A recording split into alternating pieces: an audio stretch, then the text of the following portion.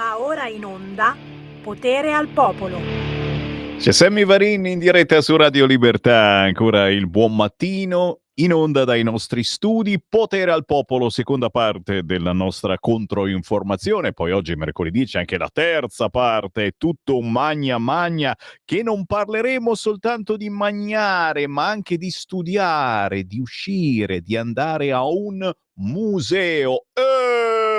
Sammy Varin che parla di cultura, guarda, mi stupisco. Sono stupito di me stesso. Intanto le ultime notizie su tutti i siti, naturalmente la notizia da Milano della 29enne uccisa dal compagno sul terrazzo, le coltellate, le urla dei vicini, lui ha infierito anche durante il blitz della polizia e si è scoperto chi era questa ragazza che è stata ammazzata. La vittima, modella, imprenditrice con attività tra Montecarlo e Dubai. Ecco chi era: Pamela Genini. Originaria di Strozza, Bergamo, si definiva modella e giovane imprenditrice. Insieme a un'amica aveva creato un brand di bikini, il red carpet al Festival del Cinema e i viaggi col suo chihuahua bianco. Così l'apertura del sito del Corriere, che poi naturalmente illustra la manovra, tutte le misure, 2 miliardi per i salari, taglio IRPEF dal 35 al 33%, resta il bonus casa, Giorgetti, un miracolo, e chiaramente non vediamo l'ora di vedere anche nelle nostre tasche, e qualcosa si vedrà secondo me, questo miracolo. Intanto però ci fermiamo. Ogni giorno c'è il collegamento quotidiano con il Parlamento, oggi c'è Davide Bergamini e subito dopo la musica indipendente, 4 chiacchiere con Andy Micarelli. Qui Europarlamento.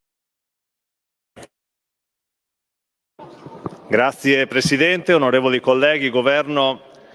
Anticipo che la Lega oggi voterà convintamente a favore di questa mozione di maggioranza, a prima firma della collega Comaroli, perché rappresenta un ulteriore passo avanti nel percorso di attenzione, di sostegno e rispetto che il Governo e tutta questa maggioranza stanno dimostrando nei confronti degli enti locali, nei confronti dei comuni, delle province, delle città metropolitane, che costituiscono il cuore pulsante della nostra Repubblica, il primo presidio della democrazia, il volto dello Stato sui nostri territori, la faccia che mettiamo nei confronti dei cittadini ogni giorno.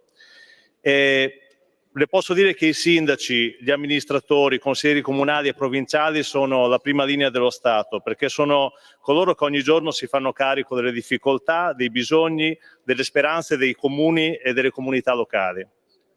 E lo fanno spesso con risorse molto limitate, con vincoli rigidi, con burocrazie complesse. È per questo che la Lega, fin dall'inizio di questa legislatura, ha preso a cuore questo argomento, ha fatto della difesa e del rafforzamento degli enti locali una delle priorità, la priorità politica concreta e non solo annunciata, come abbiamo sentito alcuni spot all'interno di quest'Aula dall'inizio di queste dichiarazioni di voto.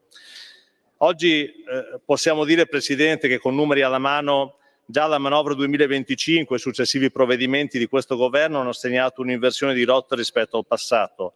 Un'inversione di rotta che spesso abbiamo sentito criticare anche dalla sinistra all'interno di quest'Aula, quando venivano assegnati sulla legge di bilancio fondi per alcuni comuni che hanno utilizzato per sistemare i propri territori, per rimettere in sicurezza alcuni territori, anche dal punto di vista idrogeologico, dopo quelle calamità che sono successe in questi periodi, in questi anni.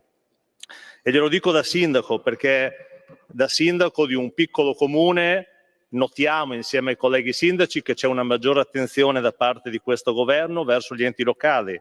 Basta guardare alle risorse che sono state destinate, oltre 1 miliardo di euro in più nel fondo di solidarietà comunale per i prossimi 5 anni, un fondo da 300 milioni per l'assistenza ai minori allontanati dalle famiglie, 300 milioni aggiuntivi per province e città metropolitane e 120 milioni in più per il trasporto pubblico locale, 45 milioni per il rafforzamento di servizi sociali regionali. Numeri che parlano chiaro da soli: non si taglia, qui si investe con questo governo, non si abbandonano i territori, non si abbandonano i ceti più deboli, ma si li sostiene ogni giorno con manovre concrete e azioni concrete che fa questo governo. A questi interventi, Presidente, si aggiungono le misure del decreto legge 95 del 2025 che proseguono sulla stessa linea, quindi voglio ricordare il fondo per la rigenerazione urbana da 80 milioni di euro con un incremento di oltre 300 milioni per la manutenzione della rete viaria provinciale, 20 milioni per la protezione civile locale. Sono numeri che sono assolutamente indispensabili in un paese come il nostro. Si tratta di misure concrete nate dall'ascolto quotidiano di chi amministra e conosce le difficoltà delle comunità.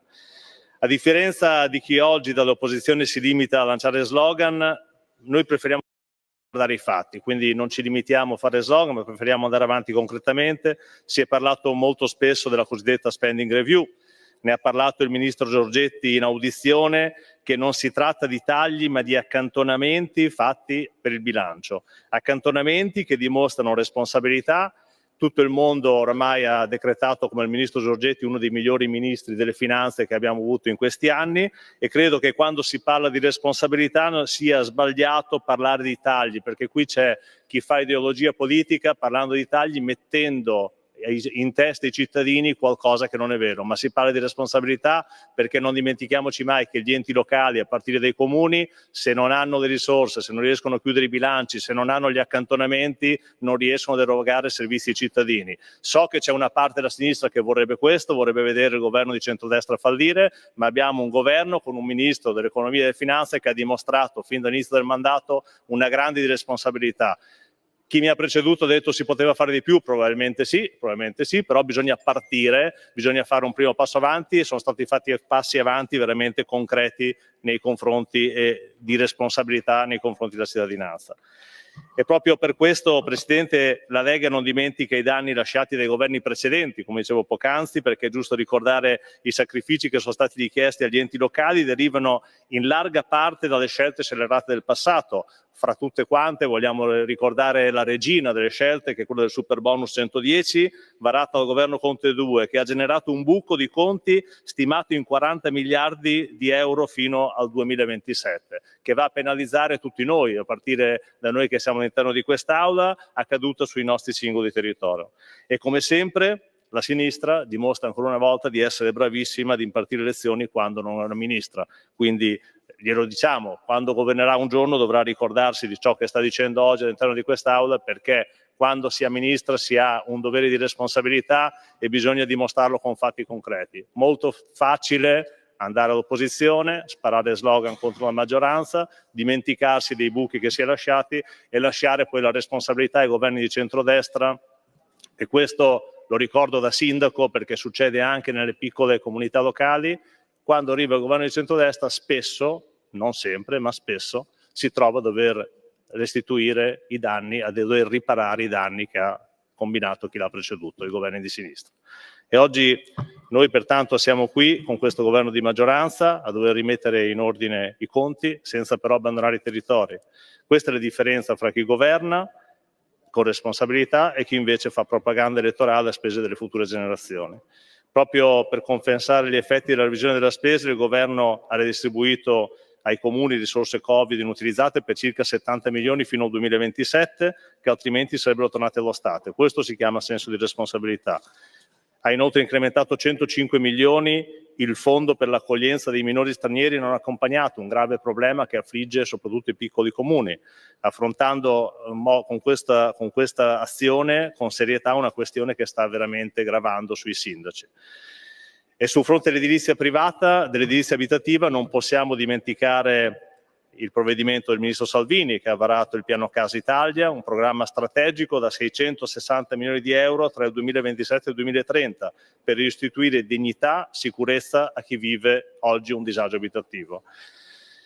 Questo è un altro capitolo fondamentale, quello del personale degli enti locali che sono stati abbandonati negli anni con dipendenti che guadagnavano un 15 in meno rispetto ai lavoratori delle regionali, delle agenzie centrali, e questo provocava ai sindaci l'impossibilità di trovare professionalità serie da mettere all'interno degli enti locali.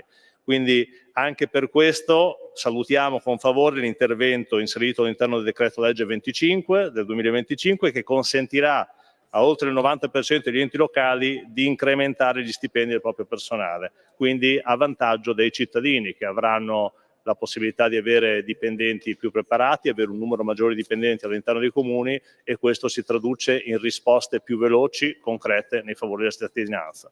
È un investimento, non è mai un costo, quello che questo governo sta mettendo sul piatto oggi con questa mozione. Credo che sia un risultato politico sociale enorme che premia appunto i lavori dei comuni, un risultato che porta tanti numeri. Nel 2018 erano 8,4 miliardi in tutto l'anno, oggi la spesa per investimenti nei comuni è più che raddoppiata, perché toccheremo i 19 miliardi nel 2024.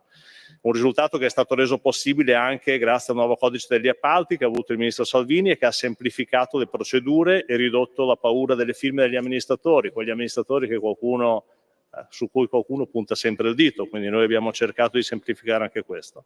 Abbiamo investito sulla sicurezza, perché voglio ricordare che la sicurezza non è un tema ideologico. Noi abbiamo sempre detto che la sicurezza è di tutti, non è di destra, non è di sinistra, ed è giusto che anche i comuni abbiano quella dote, quelle risorse per poter investire in organico, in mezzi adeguati e per poter potenziare quelle che sono le forze di polizia. Voglio ricordare l'impegno del governo attraverso il ministro Locatelli per l'inclusione con persone con disabilità, che ha attribuito al Fondo Unico per l'Inclusione, portato risorse da 200 milioni a oltre 260 milioni nel 2025, con un incremento di 60 milioni. Quindi, Presidente, mi avvio a concludere. E cari colleghi, oggi l'ordine del giorno che discutiamo impegna il governo a proseguire su questa strada, a garantire la tempestiva erogazione del fondo di solidarietà comunale, a rafforzare la perequazione finanziaria, a semplificare ulteriormente le procedure di trasferimento delle risorse e aumentare i fondi per i minori, disabilità e sicurezza urbana. E per questo, che a nome mio e del gruppo della Lega, del gruppo Lega Salvini Premier, annuncio il voto favorevole a questa mozione di maggioranza. Grazie. Qui Parlamento. Nell'abbraccio di Teate mi perdo, tra vicoli stretti e mura antiche. Il sipario del Marrucino apre la scena, ogni sguardo porta vita. Lungo il corso ogni vasca un ricordo, sapori che riportano ieri. Il sorriso dei nonni la domenica, terra e tuta, bici e pallone. Teate, tu stringi il mio cuore, in strada il tuo odore, nell'aria luci e canzoni, cresciamo insieme tra mille occasioni,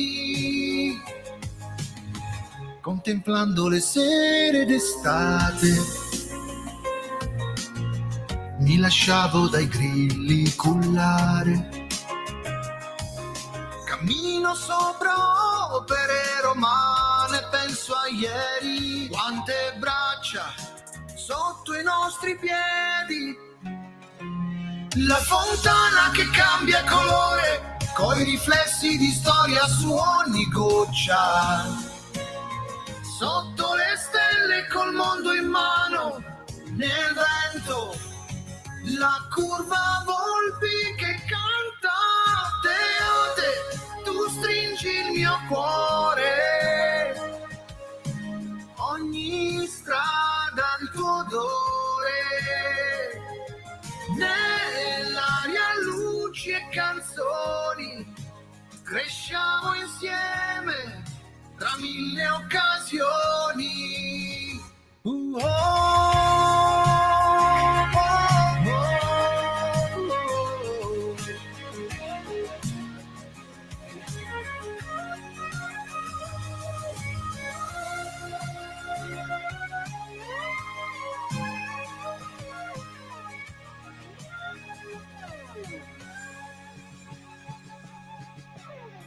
La fontana che cambia colore, coi riflessi di storia su ogni goccia. dal patrono a Nettuno camminando, nel vento ritrovo l'incanto. Beate, tu stringi il mio cuore, ogni strada il tuo odore, nell'aria luci e canzoni, soffriamo insieme tra mille occasioni.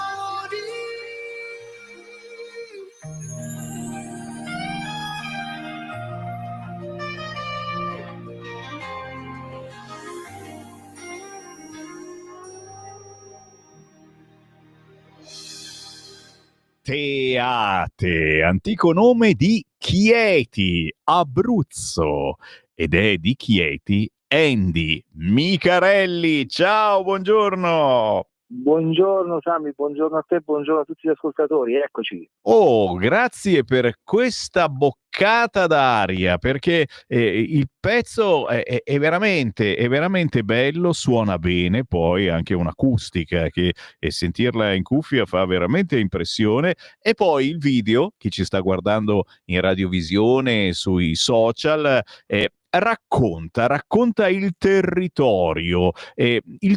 Il tuo nuovo album è veramente un lavoro che profuma di territorio, la celebrazione delle radici.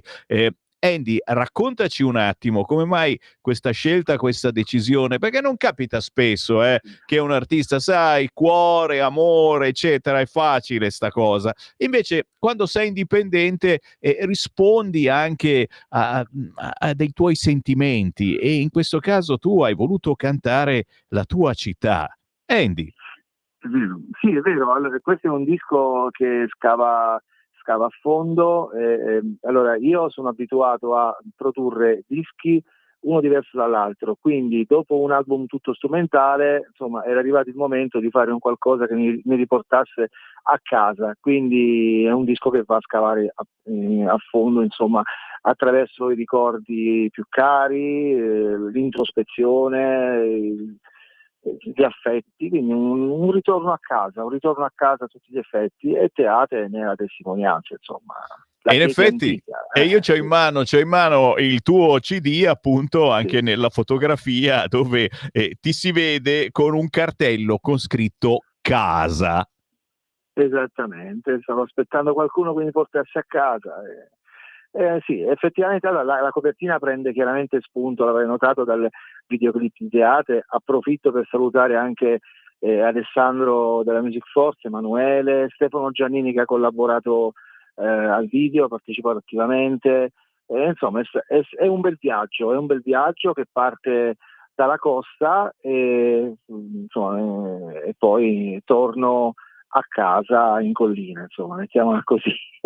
Senti, ma dove stiamo sbagliando? Visto che la nostra è una radio anche molto ascoltata dalla politica, almeno ci auguriamo, Sì. dove si sta sbagliando? Cosa si potrebbe fare di più per promuovere, in questo caso, Chieti, l'Abruzzo? Ma ci sono molte, ma veramente molte zone d'Italia che sembrano completamente dimenticate. Addirittura vedi che anche dal punto di vista turistico sono pochissimo frequentate rispetto ad altre che sono moltissimo frequentate. Quale idea si potrebbe dare ai nostri governanti per dare una marcia in più a questi territori? Cantarli, ad esempio, sicuramente è una bella cosa. È un lavoro difficile, perché comunque secondo me deve esserci prima una trasformazione culturale, nel senso capire che nel mio campo, ecco, io essendo musicista parlo del mio campo, lo stesso artista secondo me dovrebbe cercare di fare una sorta di buca nel terreno, avvicinare l'orecchio, no? E sentire quello che viene dalla propria terra, nel senso di ripartire dalle radici. Io l'ho fatto, chiaramente magari a 20 anni non avrei mai pensato di farlo, a 20 anni magari uno parla più di amore, parla più di sentimenti, poi verso i 40 cominci a capire che un po' di strada ne hai fatta, quindi è bisogno di ripartire un po' da lontano, no? Quindi attraverso una riscoperta. E nella musica l'artista dovrebbe, secondo me, approfondire di più le proprie radici, l'artista. Poi chiaramente è un discorso anche generico, insomma la cultura dovrebbe essere reinserita in una posizione importante, ecco. Guarda, stai dicendo cose molto belle, perché comunque il ritorno alle radici, signori, quando si ha 20 anni, come dicevi, non ci si pensa neanche a 30, poi arriva un momento della vita che senti il bisogno di ritornare alle tue radici, ripassare dove sei nato e magari anche lontanissimo o magari vicinissimo a casa tua, ma non ci sei più stato, riabbracciare, e si vede anche nel tuo video, riabbracciare i vecchi amici, ritornare a parlare con loro, ritrovarsi in un evento tutti insieme. Cose sembrano quasi dell'altro mondo, robe che non esistono più, eccetera.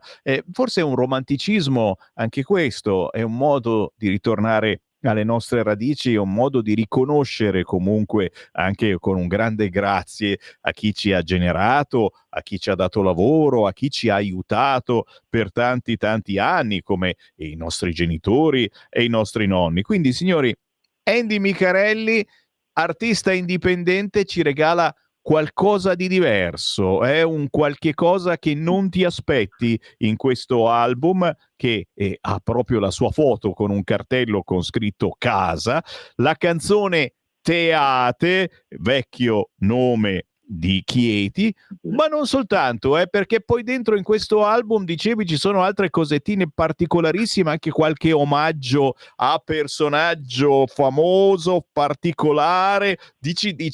Dacci qualche nuova idea, dai, che ci piace. Sì, allora nel disco, come del resto dico nella presentazione che sta all'inizio praticamente della prima pagina della copertina, in realtà in questo disco non racconto storie, ma la mia storia, e per cui oltre agli affetti più cari, come ad esempio le 2 canzoni scritte per le mie bimbe, Viola e Aurora, oppure troviamo una canzone scritta per Al Kogan, che è stato l'eroe della mia infanzia, un brano strumentale dedicato a Franco Battiato, per cui veramente parlo di me, mi metto metaforicamente a nudo e vado a fondo, insomma, ecco. Racconto cose importanti della mia vita. È minimo, e racconti anche un pezzo della nostra, e sicuramente molti di voi si ritroveranno la voglia magari di fare un viaggetto e andare a ritrovare i vecchi amici. Certo. Andy Micarelli, Andy scritto con la Y, questo video di Teate si trova facilmente su YouTube, ma tutto l'album su tutti gli store digitali. Andy, pensi di fare qualche capatina in qualche locale? So che hai già fatto una bella presentazione di questo album. Cosa bolle in pentola? In pentola, allora, sicuramente c'è l'intenzione di promuovere ancora questo disco, quindi facendo qualche showcase qua e là. Poi chiaramente le varie tappe verranno pubblicate sulla mia pagina Facebook, quindi anche sui social sono piuttosto presente, tra Facebook e YouTube. Poi quest'estate vediamo anche di organizzare qualche evento estivo in qualche location, insomma, tipo piazza, eccetera. In questo momento sto cercando più che altro di fare tanta pubblicità a livello mediatico, per poi, insomma, quest'estate uscire alla scoperta, ecco, chiamiamola così. E noi ti scopriamo molto volentieri, soprattutto i nostri ascoltatori Grazie. sono curiosissimi degli artisti indipendenti che girano di meno sulle grosse e grasse radio, e sono dei piccoli tesori musicali, anche da schiacciare condividi sul video e spararlo tramite WhatsApp ad amici e parenti, magari proprio qualcuno che vive a Chieti. Andy, un piacerone, tu lo sai che noi ci siamo quando si muove qualche cosa. Più che volentieri siamo l'altoparlante degli artisti indipendenti. Ti aspettiamo ancora su queste frequenze. Io ti ringrazio, Sammy, anche perché insomma ci siamo fatti anche altre chiacchierate belle in passato, per cui grazie come sempre per l'ospitalità. Grazie mille. Stai ascoltando Radio Libertà. la tua voce libera, senza filtri né censura. La tua radio.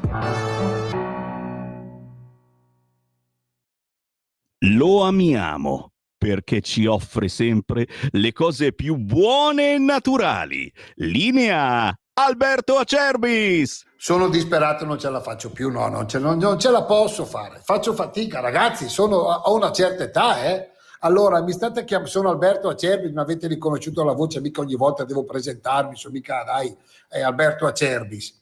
Molti di voi, più donne che uomini, si capisce, hanno chiamato per sapere se abbiamo ancora la crema alla bava di lumaca, perché arriva l'inverno, la nostra crema Rimas, che è una crema riparatoria. La nostra crema Rimas la trovate anche lì su olioacerbis.com, sezione cosmetica.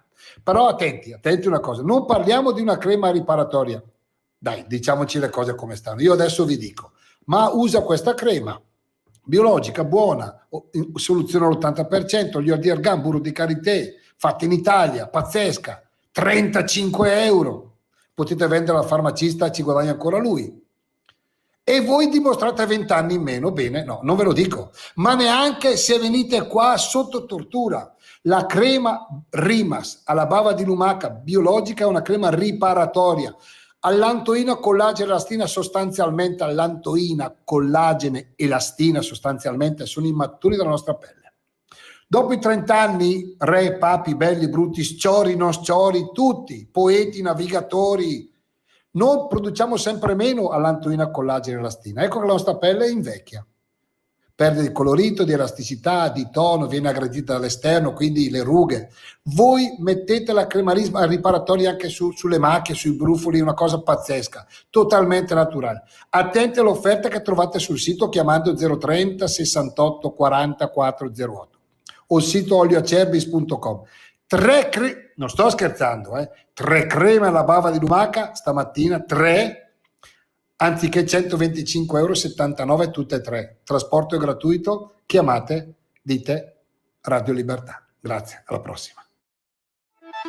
Stai ascoltando Radio Libertà, la tua voce libera, senza filtri né censure, la tua radio. Ciao a tutti i radioascoltatori di Radio Libertà. Io sono Lynx Lynch e state per ascoltare Labyrinth, il mio nuovo singolo. Labyrinth è una rock ballad malinconica e sperimentale che ci teletrasporta all'interno di una relazione disfunzionale, mettendo luce sul dolore che si prova quando ci si ritrova nella gabbia della dipendenza affettiva e la difficoltà nel liberarsi da questa trappola. Ma lasciamo che sia la musica a parlare. Ecco a voi Labyrinth. Buon ascolto.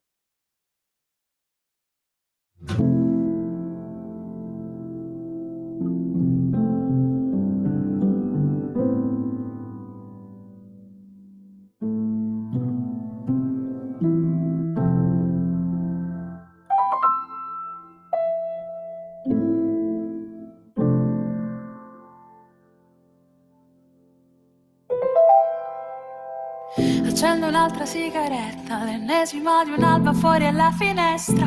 Continuo a risentirti dentro la mia testa. Tu amerai solo me, hai bisogno di me. La musica è sempre la stessa. Tu sei cavaliere ed io non sono principessa. È chiaro, sono il drago incatenato alla fortezza. Prima mi accarezzi, poi comincia la tempesta. La tua guerra, quella che combatti con te stessa.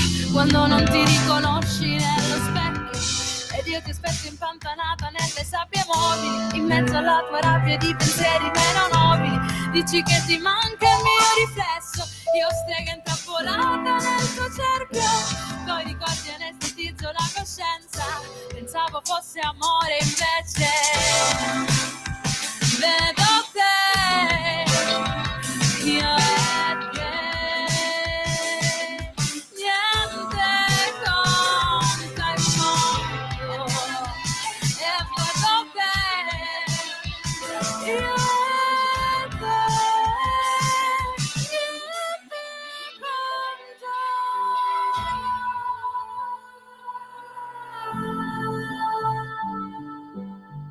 Un'altra lite notte fonda, nel tuo labirinto cerco una risposta. Non riesco più a sbrogliare la matassa. Sono Teseo ma senza la sua Ariadne, un'altra farsa. e mi era fatto senza sosta. Il tuo silenzio è punizione alla mia colpa, quella di aver creduto a una menzogna, al genio che regala l'oro e poi ti affonda e poi ti spoglia. Distesa tra le spire del tuo letto, non mi riconosco nello specchio, poi ricordi anestetizo la coscienza, pensavo fosse amore invece dipendenza. Resto senza di me, perdona meraviglia, ho il cuore immerso nella sabbia. Resto senza di me, perdona meraviglia, ho il cuore immerso nella sabbia. E vedo che io e te niente conta, e vedo che io e te niente conta.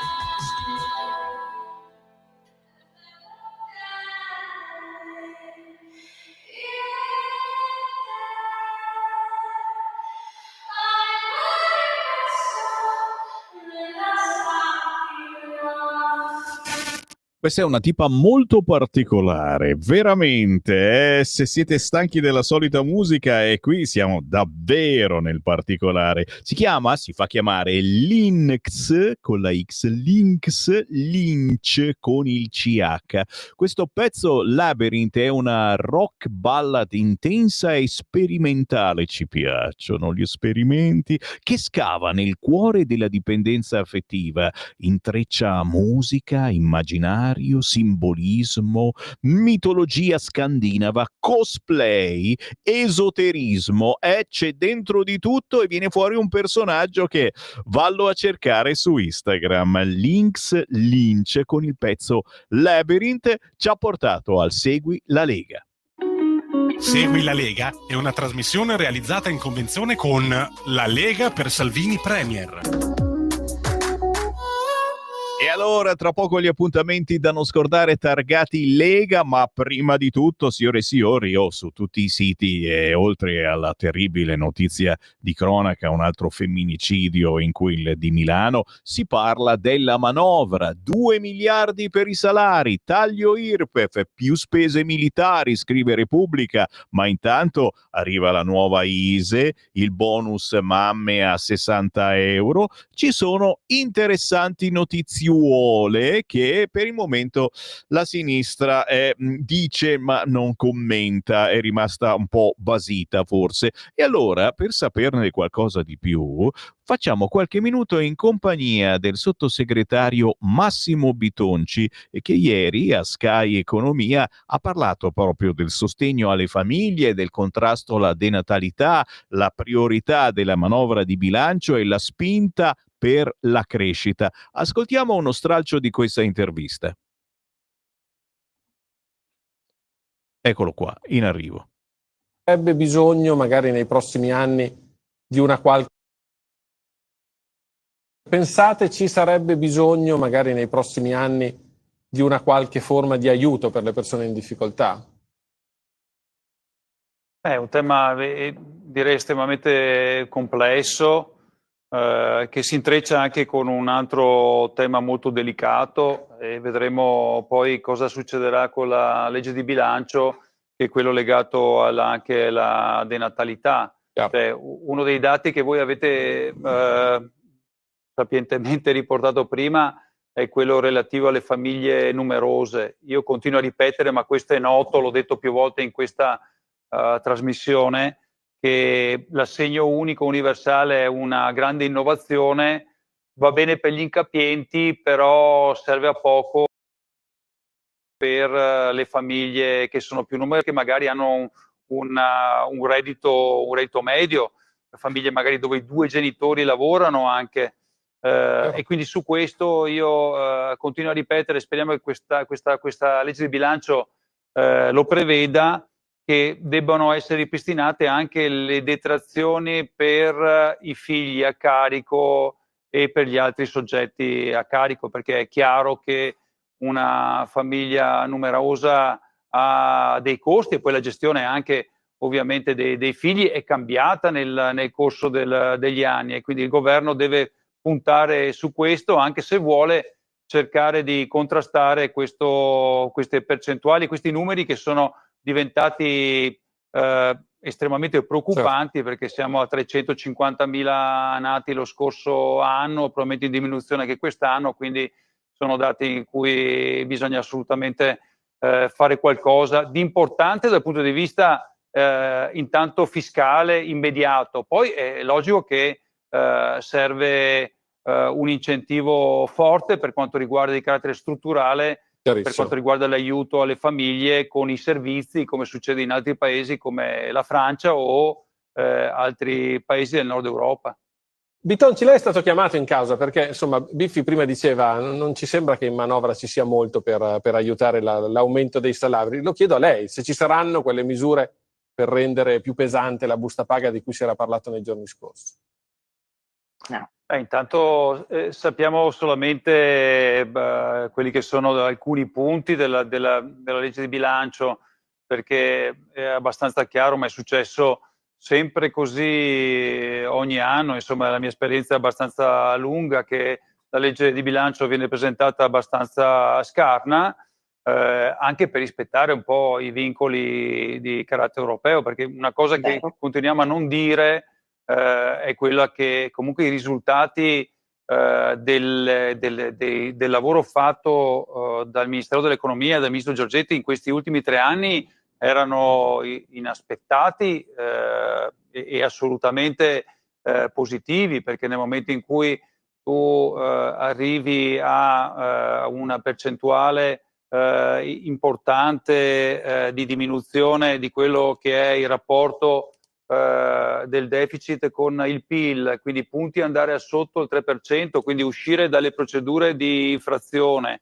quando hai un rating da parte delle maggiori agenzie che è assolutamente positivo, invertendo la rotta, quando hai un saldo primario di bilancio che non si vedeva da anni, e quindi anche con un primo effetto di contenimento del deficit pubblico, quando hai comunque un tema legato allo spread, insomma che lo spread è in linea con quello francese e sicuramente i dati di bilancio della Francia sono ben diversi da quelli dell'Italia. È chiaro che la manovra inizia così e dopo insomma si chiude a dicembre, dove all'interno ci saranno delle misure. Bene ha fatto il governo a confrontarsi con Confindustria, con i sindacati. So che ieri si è parlato anche di temi molto delicati relativi al credito, al fondo di garanzia, che tra l'altro è la mia delega, e quindi io continuo a ripetere che il fondo di garanzia è opportuno non saranno toccarlo, novità, perché non toccarlo. C'è il timore che venga toccato, però. Sono molto contento che il ministro Giorgetti... Non ha sentito la domanda, ho paura. C'è il timore che venga toccato il fondo di garanzia. E stavo rispondendo che sono contento che il ministro Giorgetti abbia ripetuto l'altro giorno alla Camera che il fondo di garanzia sarà prorogato così com'è, perché è uno strumento fondamentale per il credito alle imprese, che però l'unico tema era come far partecipare le banche alle garanzie, quindi al fondo di garanzia, e come far partecipare le banche che hanno utili estremamente importanti a finanziare altre misure a favore delle imprese e a favore dei cittadini.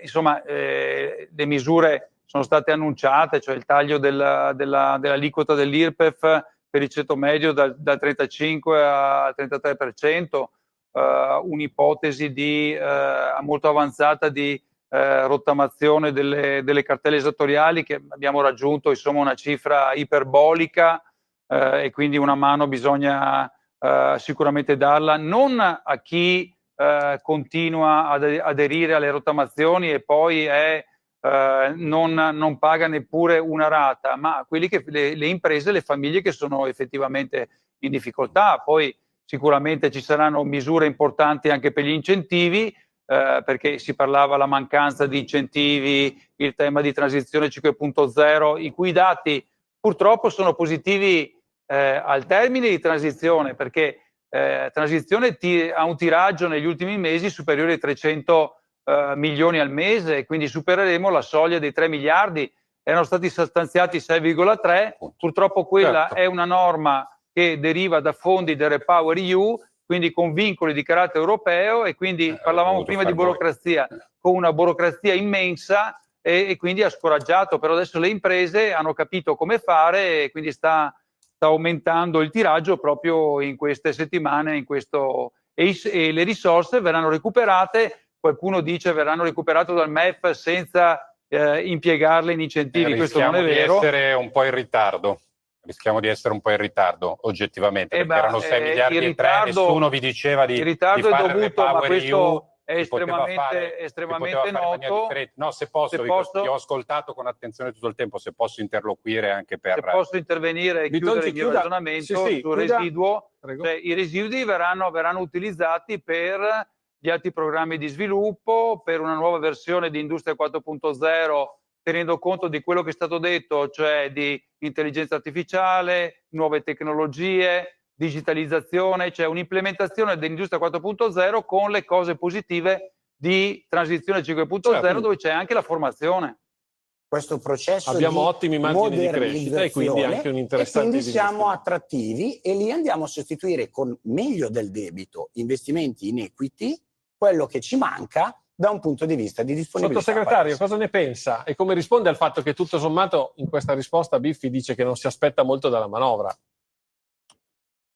No, c'è una naturale evoluzione del mondo dell'equity e del fintech, tra l'altro con una fortissima accelerazione negli ultimi anni, tanto che la Commissione europea è corsa per tentare di regolamentare, insomma, anche l'utilizzo anche di monete virtuali alternative, e tutto questo settore che è estremamente in espansione. È estremamente chiaro che ci sono importanti risorse, sia private sia risorse che vengono da fondi comuni che investono in Italia e quindi che fanno operazioni a livello nazionale. Io penso che però bisogna sempre stare molto attenti, perché una cosa è, e io lo so, essendo quello che negli ultimi 3 anni ha lavorato sul fondo di garanzia, quindi sulle garanzie pubbliche, e sapendo che dove ci sono le garanzie pubbliche ovviamente ci sono tassi di interesse che sono inferiori e di vantaggio per le imprese. Nel momento in cui ci si sposta dall'altra parte del mercato, è chiaro che cambiano le condizioni, cambiano anche le garanzie, e le garanzie sono molto legate anche al tema della giustizia civile.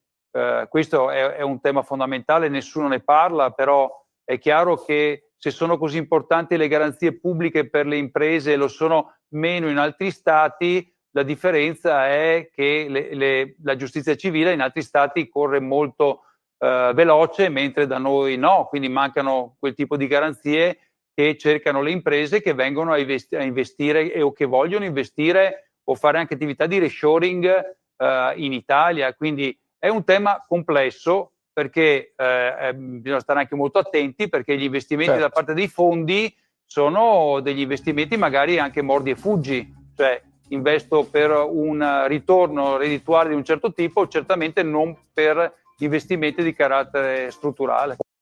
Abbiamo sentito Massimo Bitonci, sottosegretario alle imprese e al Made in Italy, e ci ha fatto capire già qualcosa di più su questa manovra che è in arrivo e certamente porterà qualche cosa di molto positivo per gli italiani. Io incrocio le dita delle mani e anche dei piedi. A proposito di questo, e poco fa la Lega ha pubblicato il volantino, eccolo qua, pace fiscale, promessa mantenuta. E diciamo che ne parlavamo prima anche con il sottosegretario Alessandro Morelli, c'è molto di Lega in questa finanziaria. Come promesso, scrive Matteo Salvini su Lega Salvini Premier, finalmente è in arrivo la rottamazione definitiva di tutte le cartelle esattoriali emesse fino al 31 dicembre 2023.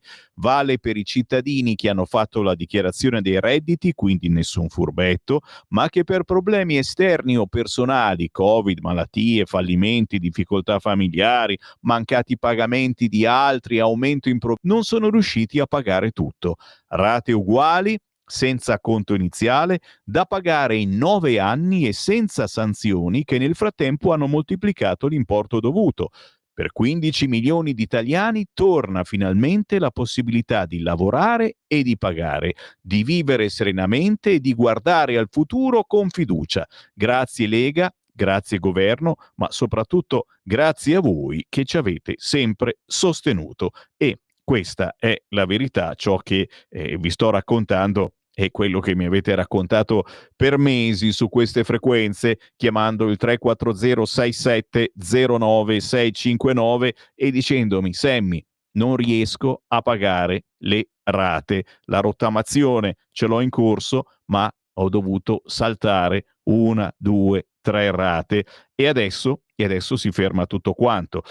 L'abbiamo segnalato, ci ha ascoltato Alessandro Morelli, ci ha ascoltato Matteo Salvini, ci ha ascoltato Giorgetti, hanno ascoltato voi e hanno preso questa importante scelta di continuare ad aiutare gli italiani che hanno denunciato il proprio reddito ma non sono riusciti poi a pagare le tasse. Il gender esiste. Oggi mercoledì 15 ottobre, signori, ne parla il grandissimo deputato della Lega Rossano Sasso. Il suo ultimo libro viene presentato oggi pomeriggio a Roma alle 17 al Municipio 1, Sala Consigliare, nella sede di Circonvallazione Trionfale 19, evento organizzato dal coordinamento Lega Primo Municipio e Lega Giovani Roma. Il libro di Rossano Sasso, oggi pomeriggio, ore 17 al Municipio Primo di Roma. Gli appuntamenti da non scordare targati Lega, tra poco anche le sagre, le feste in È tutto un magna magna, ma per chi ci ascolta in diretta, questa mattina è stato aperto il punto Lega di via Vespri Siciliani numero 12 e lo sarà ancora questo sabato 18 ottobre dalle 10 alle 12 il punto Lega di via Vespri Siciliani 12 in quel di Milano. Anche domani, giovedì 16 ottobre alle ore 21, una serata dedicata a Milano e ne stiamo facendo parecchie proprio perché ormai c'è da decidere chi governerà Milano prossimamente. Un sindaco di centrodestra ce la possiamo fare e Milano ha bisogno di visione, energia, partecipazione. Domani, giovedì 16 ottobre, ore 21, al punto Lega di Milano in via Vespri Siciliani numero 12, una serata organizzata e dedicata a chi vuole essere protagonista del cambiamento di Milano. Per costruire insieme una squadra forte, definire le priorità, raccogliere idee e delineare le prime azioni concrete.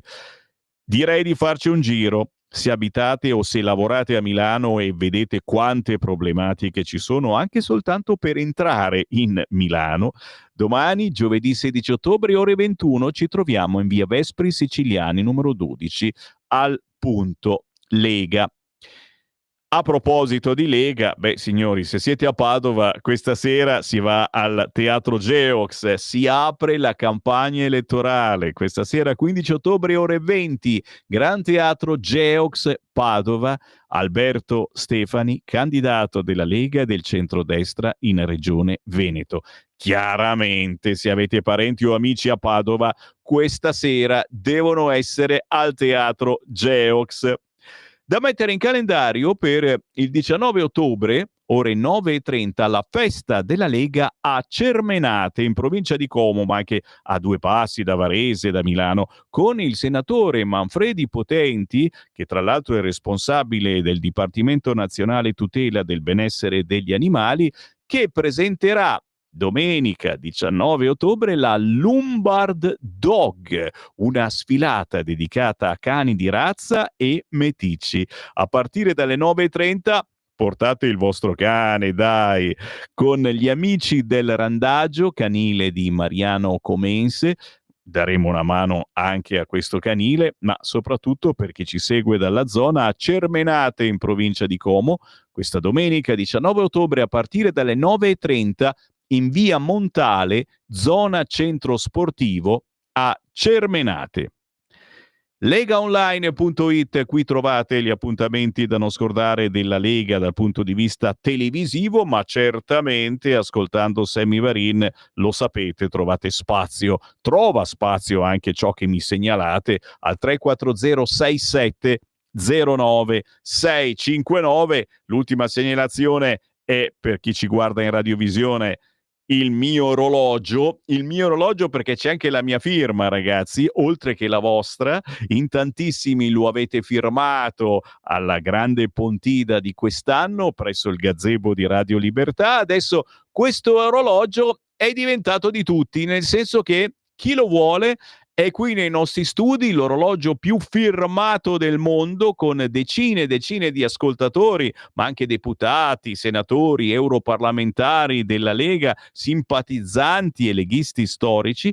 Ce l'abbiamo qua nei nostri studi di Milano, in via Bellerio 41, ed è in attesa di un'offerta da parte vostra. Ne stanno arrivando un po' di tutti i tipi, chi ci offre 10 euro e pochino, chi 20, chi 30, un sostegno economico, un contributo volontario alla nostra radio per avere questo orologio già confezionato con martello e chiodi dal nostro Grimoldi Marco, che è responsabile dei gadget di Radio Libertà. Signore e signori, fateci un pensierino, l'esemplare è unico, qualcuno di voi lo ricorderà, a Pontida ve l'abbiamo chiesto, vuoi firmare l'orologio di Radio Libertà? Beh, c'è anche la vostra firma. Fatevi sentire, fatevi avanti, fate il vostro gioco, signore e signori, ma per il momento io non gioco più, vado a mangiare, magari vado a mangiare, metto 2 canzoni e poi sono di nuovo con voi, perché oggi è mercoledì e Francesco resta con noi a mangiare. Ma dai, cosa si mangia di buono? Tra poco è tutto un magna. Avete ascoltato